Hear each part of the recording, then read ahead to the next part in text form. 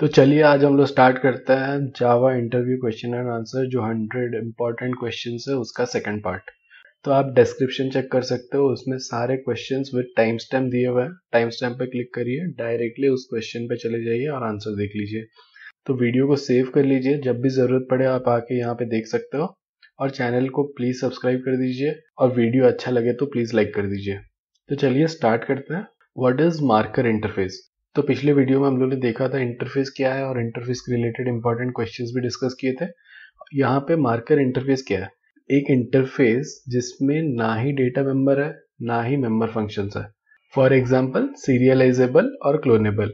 Next question है, can we define private and protected members for the members in interface? क्या interface के जितने members है उसे हम लोग प्राइवेट और प्रोटेक्टेड कर सकते हैं? नहीं, क्योंकि हम लोग ने देखा था बाई डिफॉल्ट वो पब्लिक रहता है। Next, how to make a read only class in Java? बहुत इंपॉर्टेंट क्वेश्चन है, कोई भी आपसे पूछ सकता है कोई भी क्लास को रीड ओनली कैसे करना है या फिर किसी क्लास को राइट ओनली कैसे करना है। तो रीड ओनली मतलब क्या? सिर्फ हम लोग उससे रीड कर सकते हैं। तो पहला चीज़ है, अगर किसी डेटा मेंबर पर रेस्ट्रिक्शन डालना है तो उसे प्राइवेट कर दो ताकि बाहर से उसे कोई एक्सेस ना कर पाए। तो यहाँ पे हम लोग ने उसे प्राइवेट कर दिया। अब सिर्फ हमें रीड करना है, तो रीड करने के लिए हम लोग का क्या है, गेटर मेथड होता है। और अगर हम लोग को राइट करना है तो सेटर मेथड होता है। अगर किसी डेटा मेंबर के लिए हम लोग ने सेटर मेथड हम लोग ने क्रिएट किया ही नहीं है, सिर्फ गेट है। जैसे यहाँ पे गेट कॉलेज है जो कि रिटर्न कर रहा है कॉलेज, तो ये हो गया हम लोग का रीड ओनली, क्योंकि यहाँ पे हम लोग वैल्यू कुछ सेट ही नहीं कर पाएंगे। जो पहले सेट हो गया उसी चीज को हम लोग रीड कर रहे हैं। सेम चीज अगर हम लोग को राइट ओनली क्रिएट करना हो तो क्या कर सकते हैं? सिर्फ सेटर मेथड कर सकते हैं, और गेट मेथड क्रिएट नहीं करेंगे तो वो सिर्फ राइट ओनली हो जाएगा। What are the differences between abstract class और इंटरफेस? तो एब्स्ट्रैक्ट क्लास और इंटरफेस के बीच में जो डिफरेंस है, ये बहुत ही इंपॉर्टेंट क्वेश्चन है, इसे स्टार मार्क करके रखिए। मोस्ट ऑफ द इंटरव्यूज में ये आपसे पूछा जा सकता है। तो एब्स्ट्रैक्ट क्लास क्या है? Abstract class can have method body, जिसमें एब्स्ट्रैक्ट मेथड भी हो सकता है और कॉन्क्रीट मेथड भी हो सकता है। लेकिन इंटरफेस हमें पता है कि ये प्योर एब्स्ट्रैक्ट क्लास है, जिसमें कॉन्क्रीट मेथड होने का सवाल ही नहीं उठता। इसमें सिर्फ जो भी मेथड्स रहेंगे वो एब्स्ट्रैक्ट मेथड्स ही रहेंगे। Next, abstract class can have instance variable. तो एब्स्ट्रैक्ट क्लास में इंस्टेंस वेरिएबल हो सकता है, लेकिन इंटरफेस में इंस्टेंस वेरिएबल्स नहीं हो सकता।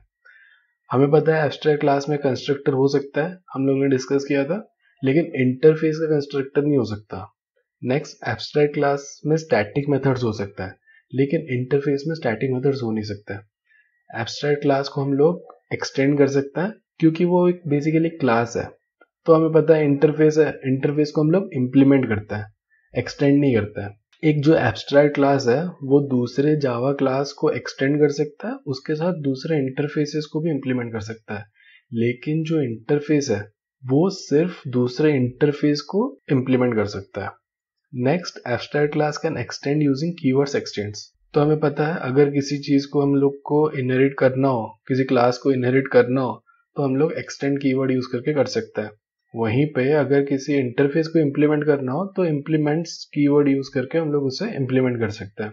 जावा abstract class can have class members like private protected. ये हमें पता है। Members of a Java interface are public by default. ये भी हम लोग ने पिछले क्वेश्चंस में देखा था कि इंटरफेस के जितने भी मेंबर्स होते हैं वो बाय डिफॉल्ट पब्लिक होता है।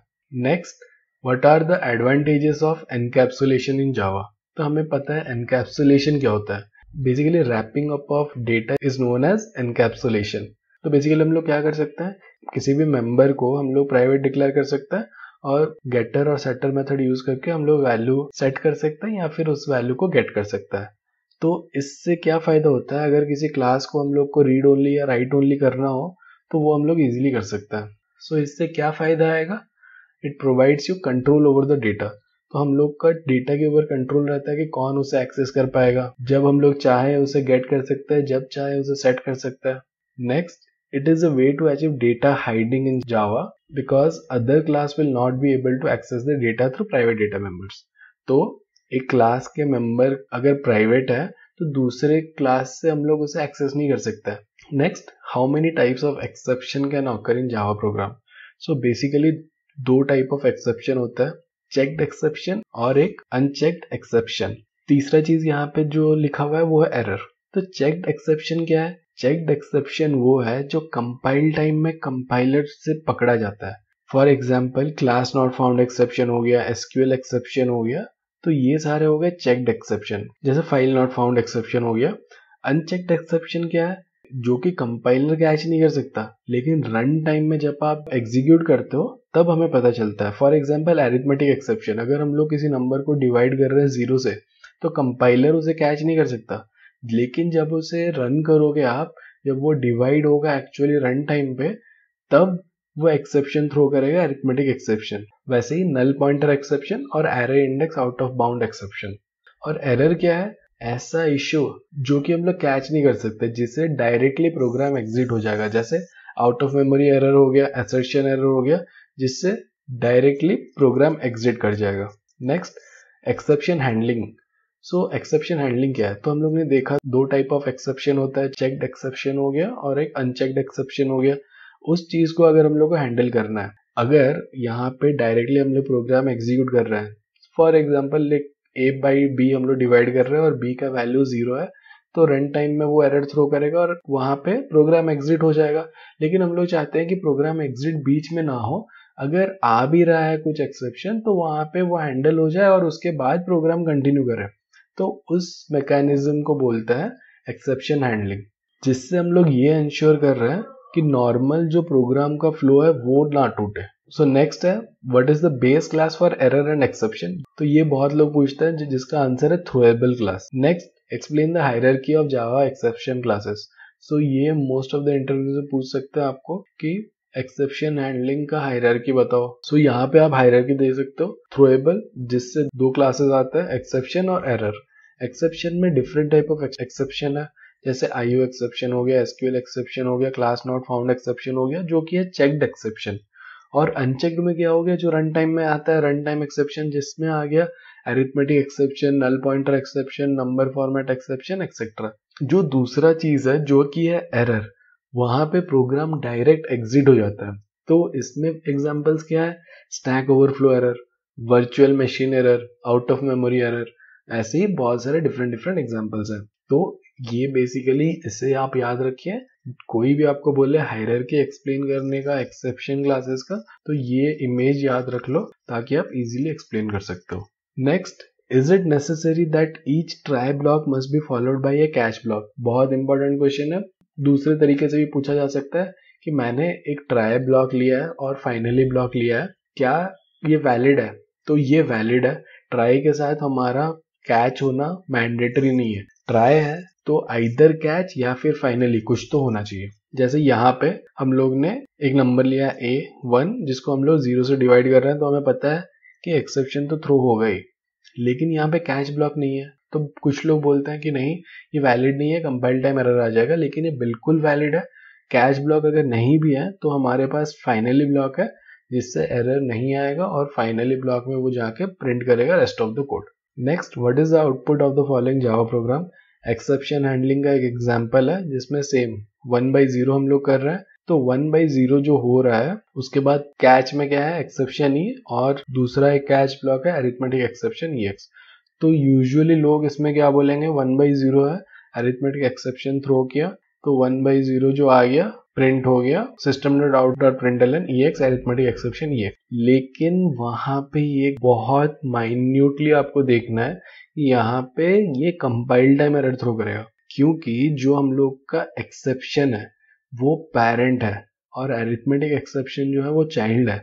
तो कभी भी हम लोग पेरेंट एक्सेप्शन को चाइल्ड के ऊपर नहीं रख सकते, क्योंकि अगर पेरेंट को रख लिया एक्सेप्शन तो सारे एक्सेप्शन वही कैच कर लेगा और उसके नीचे वालों के लिए, नीचे चाइल्ड जो है अरिथमेटिक एक्सेप्शन हो गया या फिर एसक्यूएल एक्सेप्शन हो गया, जितनी भी एक्सेप्शन है वहां तक कभी पहुंचेगा ही नहीं। तो यहाँ पे ये थ्रो करेगा compile time error, exception arithmetic exception has already been caught. तो नेक्स्ट है, व्हाट इज फाइनली ब्लॉक। तो हम लोग ने देखा ट्राई, कैच, फाइनली। तो फाइनली ब्लॉक क्या है? फाइनली ब्लॉक एक बहुत इंपॉर्टेंट पार्ट है। भले ही एक्सेप्शन हो ना हो, कुछ फर्क नहीं पड़ता है, फाइनली ब्लॉक कुछ भी कर लो एग्जीक्यूट होगा ही होगा। तो यहाँ पे वही चीज लिखा हुआ है, it is executed irrespective of an exception is handled और not. Finally block follows try और catch block. If you don't handle the exception before terminating the program, JVM runs finally block. ठीक है, कुछ भी हो जाए, कुछ भी कंडीशन हो जाए, वो रन होगा ही होगा। लेकिन यहाँ पे एक ट्रिकी क्वेश्चन आपसे पूछा जा सकता है। जब आपने बोल दिया कुछ भी हो जाए रन होगा ही होगा, तो आपसे पूछेंगे कि हाँ तो कुछ ऐसा कंडीशन है जिससे फाइनली ब्लॉक एग्जीक्यूट नहीं होगा, तो आप बोल देंगे नहीं ऐसा नहीं है। लेकिन ऐसा एक कंडीशन है जिससे फाइनली ब्लॉक एग्जीक्यूट नहीं होगा। कब है वो कंडीशन? जब हम लोग सिस्टम डॉट एग्जिट कर रहे हैं, क्योंकि जब हम लोग ने देखा था कुछ भी एरर हो या फिर सिस्टम डॉट एग्जिट कर रहा हो तो प्रोग्राम जहाँ पे है वहीं से ही डायरेक्टली एग्जिट हो जाएगा, फाइनली ब्लॉक में जाने का सवाल ही नहीं उठता है। Next, can finally block B use without a catch? हम लोग ने पहले भी देखा है फाइनली ब्लॉक हम लोग यूज कर सकते हैं ट्राई के साथ, कैच का जरूरत ही नहीं है। Is there any case when finally will not be executed? जो हम लोग ने डिस्कस किया सिस्टम डॉट एग्जिट, या फिर हम लोग का आउट ऑफ मेमोरी एरर आ गया, या फिर कोई भी एरर दूसरा फेटल एरर आ गया जिससे प्रोग्राम डायरेक्टली वहां से एग्जीक्यूट हो जाएगा और फाइनली एग्जीक्यूट नहीं होगा। Next, what is the difference between throw and throws? बहुत इंपॉर्टेंट क्वेश्चन है, ध्यान से देखिए थ्रो कीवर्ड और थ्रोज कीवर्ड में क्या डिफरेंस है। तो थ्रो और थ्रोज में क्या डिफरेंस है? Throw keyword is used to throw an exception explicitly, तो किसी एक्सेप्शन को एक्सप्लिसिटली थ्रो करना है, जैसे रैंडमली कुछ भी थ्रो XYZ एक्सेप्शन कर लिया हम लोग ने, तब हम लोग यूज करते हैं थ्रो कीवर्ड। लेकिन थ्रोज कब यूज होता है? Throws keyword is used to declare an exception. तो कोई भी चेक्ड एक्सेप्शन हो तो उससे हम लोग डायरेक्टली ट्राई कैच ब्लॉक में कैच ना करके जो मेथड है उसके साइड में थ्रोज SQL एक्सेप्शन वैसे करके लिख सकते हैं। लेकिन वहीं पे थ्रो कीवर्ड उसके लिए यूज नहीं होता है, वही सेकंड पॉइंट लिखा हुआ है, checked exceptions can not be propagated with throw only. फिर थर्ड क्या है? Throw keyword is followed by an instance, throws keyword is followed by a class. Correct? Throw keyword is used within the method, throws keyword is used with the method signature. तो ये हम लोगों ने discuss किया। Next क्या है? You can not throw multiple exception, एक throw में एक ही एक्सेप्शन हम लोग थ्रो कर सकते हैं, लेकिन थ्रोज के साथ हम लोग कॉमा लगा के डिफरेंट डिफरेंट एक्सेप्शन थ्रो कर सकते हैं। जैसे यहाँ पे एग्जांपल दिया हुआ है, public void method throws IO exception भी थ्रो कर रहा है, SQL एक्सेप्शन भी थ्रो कर रहा है, अगर फाइल एक्सेप्शन भी हम लोग को थ्रो करना है हम लोग एक साथ में थ्रो कर सकते हैं। So what is the output of the following programme? यहाँ पे एक है थ्रो 90, तो आप बोलोगे यहाँ पे थ्रो कर रहा है 90, कैच हो जाएगा, ठीक है, कॉट द एक्सेप्शन 90 हम लोग का यहाँ पे प्रिंट हो जाएगा। लेकिन ये गलत है, क्योंकि थ्रो हम लोग का सिर्फ थ्रोएबल ऑब्जेक्ट ही थ्रो कर सकता है, इंटीजर थ्रो कर नहीं सकता है। यहाँ पे 90 क्या है? इंटीजर है, तो बेसिकली यहाँ पे आ जाएगा कंपाइलेशन एरर इनकम्पैटिबल टाइप्स का। तो नेक्स्ट क्वेश्चन है, what is the output of the following programme?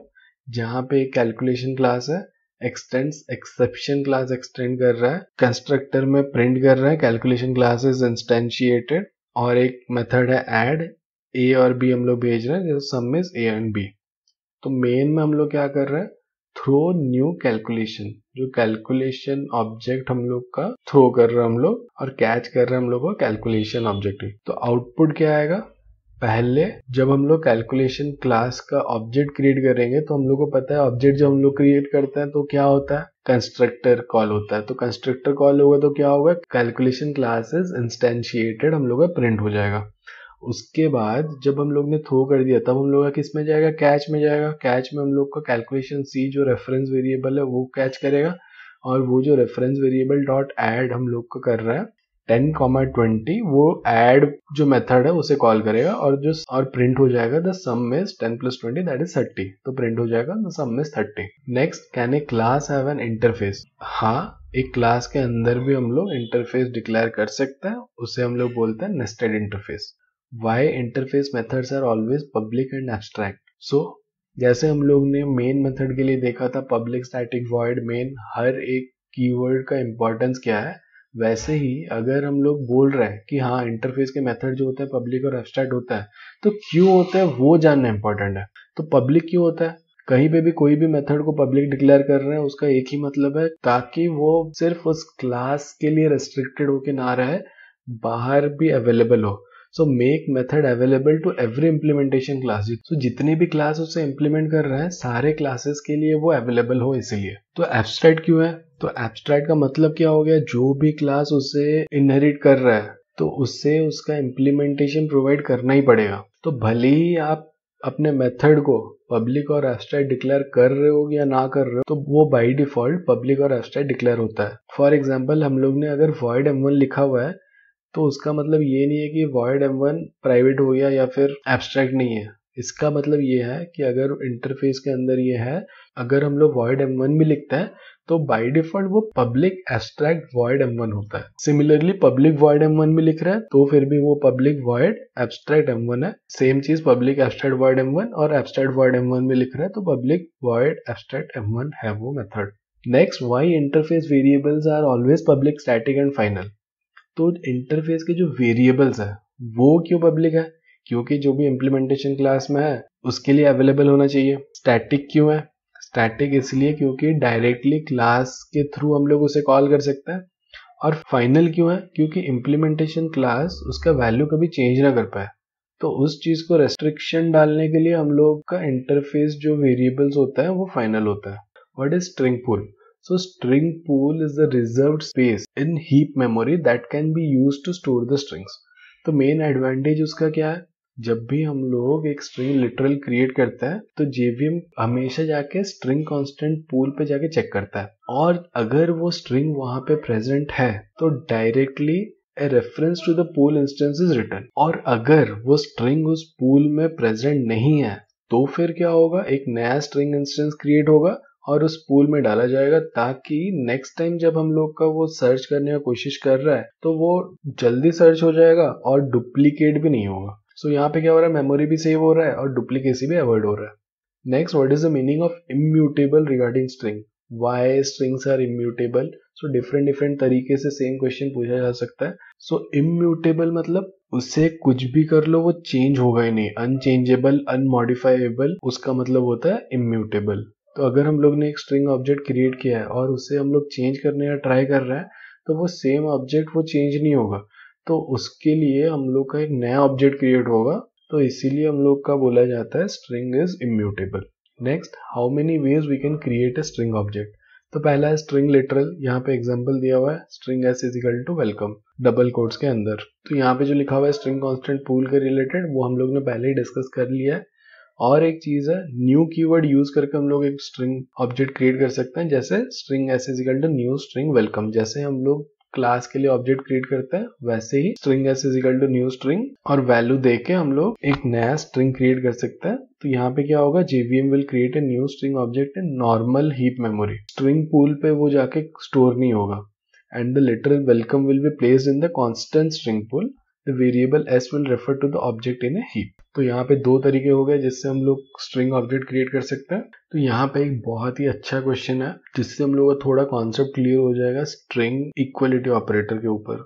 तो यहाँ पे एक स्ट्रिंग क्रिएट किया हुआ है स्ट्रिंग a जो कि इक्वल न्यू स्ट्रिंग करके Sharma is a good player लिखा हुआ है। उसके बाद string b Sharma is a good player. तो दोनों के वैल्यू तो सेम है, लेकिन जब हम लोग यहाँ पे if a equal to b देख रहे हैं तो इक्वल टू ऑपरेटर जब हम लोग का स्ट्रिंग के ऊपर यूज होता है तो वो रेफरेंसेस चेक करता है कि जो रेफरेंस हम लोग का है a और b दोनों सेम है क्या। लेकिन यहाँ पे दोनों सेम नहीं है। वैल्यूज डेफिनेटली सेम है लेकिन रेफरेंसेस सेम नहीं है। तो a double equal to b जो है वो सेटिस्फाई नहीं करेगा। और जब हम लोग देखेंगे if a dot equals b, क्योंकि वैल्यू सेम है तो ये कंडीशन सेटिस्फाई करेगा और हम लोग का प्रिंट होगा a इक्वल्स b। तो ये गलती बहुत लोग करता है, प्रोग्राम लिखते टाइम भी स्ट्रिंग को कंपेयर कर रहे हैं लेकिन डबल इक्वल टू ऑपरेटर के साथ, तो वो गलत है। जब भी स्ट्रिंग को कंपेयर करना हो तो डॉट इक्वल्स के साथ कंपेयर करना रहता है, क्योंकि हम लोग वैल्यू कंपेयर कर रहे हैं। नेक्स्ट, आउटपुट देखना है। Virat is a good player string s1, string s2 में क्या है? New string Virat is a good player. दो डिफरेंट s1 और s2 दो स्ट्रिंग ऑब्जेक्ट हम लोग ने क्रिएट किया हुआ है। s2 equal to s2 dot intern system dot out of println s1 equal to s2। तो इंटर्न मेथड क्या करता है? स्ट्रिंग ऑब्जेक्ट रेफरेंस हम लोग का स्ट्रिंग पूल से हम लोग को निकाल के देता है। तो s1 जो हम लोग का जब हम लोग का क्रिएट हुआ है तो स्ट्रिंग पूल में हम लोग ने डिस्कस किया था जब भी हम लोग का कोई स्ट्रिंग ऑब्जेक्ट क्रिएट हो गया तो जाके स्ट्रिंग पूल में स्टोर होता है। तो वही चीज उसे ला कर देगा और s2 में वो जाके प्रिंट हो जाएगा। तो हम लोग का रेफरेंस दोनों का सेम हो गया। तो अब हम लोग जब कंपेयर करने का ट्राई करेंगे s1 और s2 को तो वो इक्वल हो जाएगा और आउटपुट होगा ट्रू। बहुत इंपॉर्टेंट क्वेश्चन, डेफिनेटली पूछा जाने वाला है ये। तो ये दो क्वेश्चन तो आंख बंद करके समझ लो कि ये आपसे कभी ना कभी तो पूछा जाएगा ही जाएगा।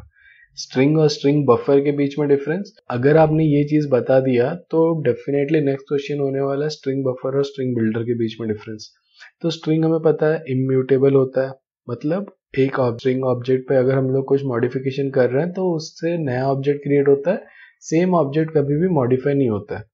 लेकिन स्ट्रिंग बफर म्यूटेबल होता है, अगर कुछ मॉडिफिकेशन कर रहे हैं वही सेम ऑब्जेक्ट पे वो चेंज होके वो सेम ऑब्जेक्ट पे ही अपेंड होगा या फिर कुछ डिलीट होगा तो वो सेम ऑब्जेक्ट पे ही होगा। Next, string is slow and consumes more memory, लेकिन वहीं पे स्ट्रिंग बफर बहुत फास्ट होता है एंड कंज्यूम्स लेस मेमोरी। तो जब हम लोग को अगर फ्रीक्वेंट हम लोग स्ट्रिंग में मॉडिफिकेशंस कर रहे हैं तो बेटर है आप स्ट्रिंग बफर या फिर स्ट्रिंग बिल्डर यूज करो rather then using string. So next क्या है, string class overrides the equal method of object class, ताकि हम लोग इक्वल्स मेथड यूज करके कंपेयर कर पाए वैल्यूज उसके, लेकिन वही चीज स्ट्रिंग बफर में अवेलेबल नहीं होता है। अभी difference between string buffer and string builder. So string buffer is synchronized, यहाँ पे भी सिंक्रोनाइज्ड वर्ड आता है, उसका मतलब क्या है, thread safe. So multi threading यहाँ पे ऑपरेट नहीं कर सकता। लेकिन स्ट्रिंग बिल्डर क्या होता है, वो नॉन सिंक्रोनाइज रहता है, जो जिसका मतलब है नॉन थ्रेड सेफ, मतलब उस पे मल्टी थ्रेडिंग अप्लाई हो सकता है। अगर मल्टी थ्रेडिंग अप्लाई हो सकता है मतलब वो ज्यादा एफिशिएंट है, ज्यादा फास्ट होगा। अगर मल्टी थ्रेडिंग अप्लाई नहीं हो सकता है, जो कि है स्ट्रिंग बफर, वो लेस एफिशिएंट होगा।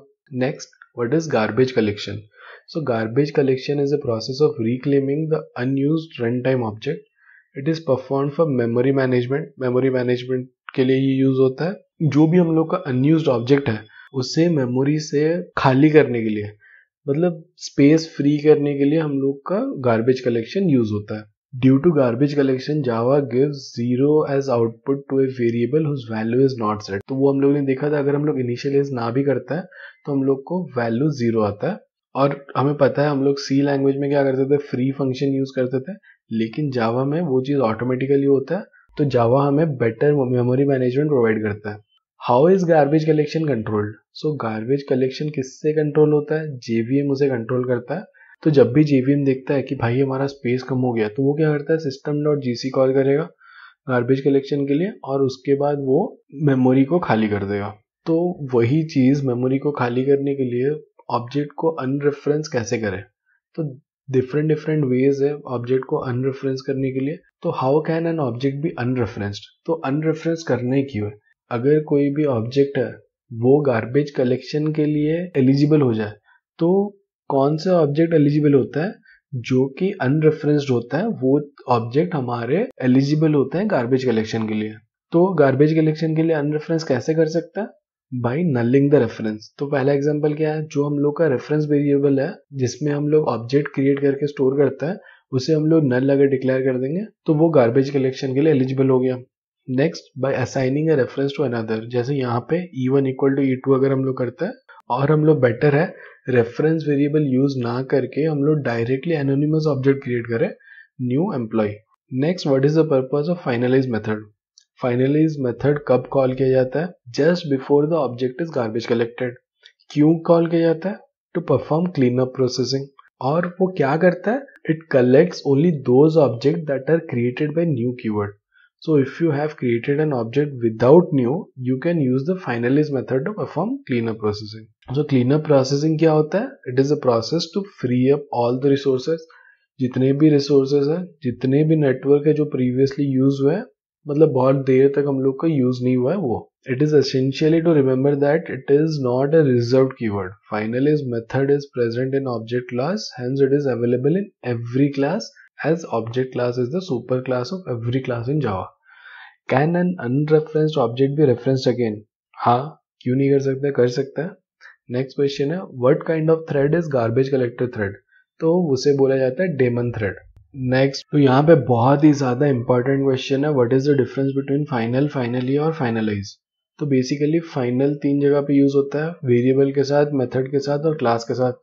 जब हम लोग ने वेरिएबल के साथ फाइनल डिक्लेयर किया था तो हम लोग ने क्या देखा? ये देखा कि वेरिएबल के साथ जब हम लोग का यूज होता है तो वेरिएबल का वैल्यू हम लोग चेंज नहीं कर सकते। मेथड के साथ जब हम लोग यूज करते हैं तब हम लोग मेथड को ओवरराइड नहीं कर सकते, और क्लास के साथ जब हम लोग यूज करते हैं क्लास को इनहेरिट नहीं कर सकता है। तो बेसिक रेस्ट्रिक्शन डालने के लिए हम लोग फाइनली यूज कर सकता है। फाइनली कब यूज होता है? फाइनली एक ब्लॉक है जो कि एक्सेप्शन हैंडलिंग में यूज होता है, हम लोग ने देखा ट्राई और कैच के साथ फाइनली यूज होता है। और कुछ भी हो जाए फाइनली ब्लॉक हमेशा एग्जीक्यूट होता ही होता है। और फाइनलाइज जो कि हम लोग ने देखा गार्बेज कलेक्शन के लिए यूज होता है। तो बेसिकली फाइनल क्या है? कीवर्ड है। फाइनली हम लोग ने देखा था ब्लॉक है, और फाइनलाइज क्या है? फाइनलाइज एक मेथड है जो कि गार्बेज कलेक्शन के लिए यूज होता है। What is auto boxing? So primitive data type को अगर हम लोग को ऑब्जेक्ट डेटा टाइप में कन्वर्ट करना है तो उसे बोलते हैं ऑटो बॉक्सिंग। सेम चीज अगर उल्टा करना है, unboxing. What is the purpose of using java.lang.class? Provides method to get the metadata of a class at runtime. Next, provides method to examine and change the runtime behavior of a class.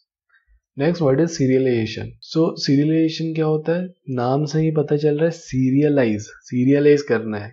किस चीज को serialize करना है?